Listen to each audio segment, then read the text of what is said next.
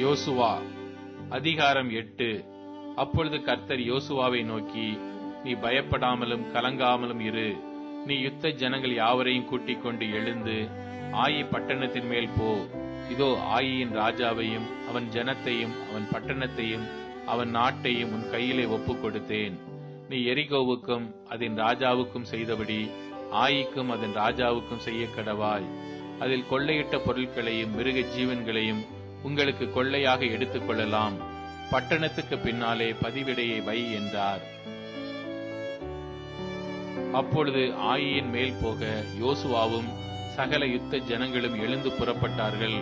யோசுவா யுத்த வீரரான 30,000 பேரை தெரிந்தெடுத்து ராத்திரியிலே அவர்களை அனுப்பி அவர்களுக்கு கட்டளையிட்டதாவது, நீங்கள் பட்டணத்தின் பின்னாலே பதிவிருக்க வேண்டும்.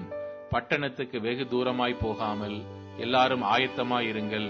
நானும் என்னோடு இருக்கிற சகல ஜனங்களும் பட்டண தண்டையில் கெட்டிச் சேருவோம். அவர்கள் முன்போல எங்களுக்கு எதிராக புறப்பட்டு வரும்போது அவர்களுக்கு முன்னாக நாங்கள் ஓடிப்போவோம்.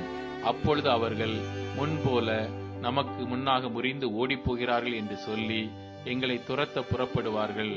நாங்களோ அவர்களை பட்டணத்தை விட்டு இப்பாலை வரப்பண்ணு மட்டும் அவர்களுக்கு முன்னாக ஓடுவோம். அப்பொழுது நீங்கள் பதிவிருந்து எழும்பி வந்து பட்டணத்தை பிடிக்க வேண்டும். உங்கள் தேவனாகிய கர்த்தர் அதை உங்கள் கைகளில் ஒப்புக் கொடுப்பார்.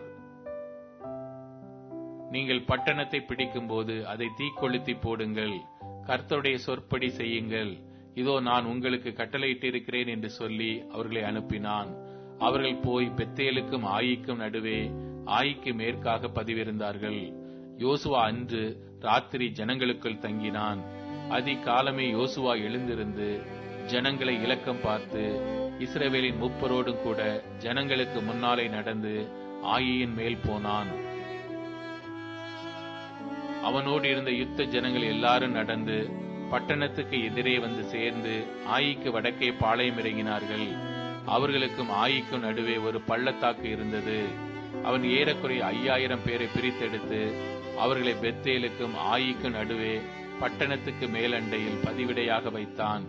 பட்டணத்துக்கு வடக்கே இருந்த சகல சேனையும் பட்டணத்திற்கு மேற்கே பதிவிருக்கிறவர்களையும் திட்டம் பண்ணின பின்பு யோசுவா அன்று ராத்திரி பள்ளத்தாக்கிலே போயிருந்தான். ஆயியின் ராஜா அதை கண்டபோது அவனும் பட்டணத்தின் மனுஷராகிய அவனுடைய சகல ஜனங்களும் தீவிரித்து அதிகாலமே குறித்த வேளையில் இஸ்ரவேலருக்கு எதிரே யுத்தம் பண்ண சமனான வெளிக்கு நேராக புறப்பட்டார்கள். பட்டணத்துக்கு பின்னாலே தனக்கு பதிவிடை வைத்திருக்கிறதை அவன் அறியாதிருந்தான். யோசுவாவும் இஸ்ரவேலர் எல்லாரும் அவர்களுக்கு முன்னாக முறிந்து வனாந்தரத்துக்கு போகிற வழியே ஓடிப்போனார்கள். அப்பொழுது பட்டணத்துக்குள் இருந்த ஜனங்கள் எல்லாரும் அவர்களை துரத்தும்படி கூப்பிட்டுக் கொண்டு யோசுவாவை பின்தொடர்ந்து பட்டணத்தை விட்டு அப்புறப்பட்டார்கள்.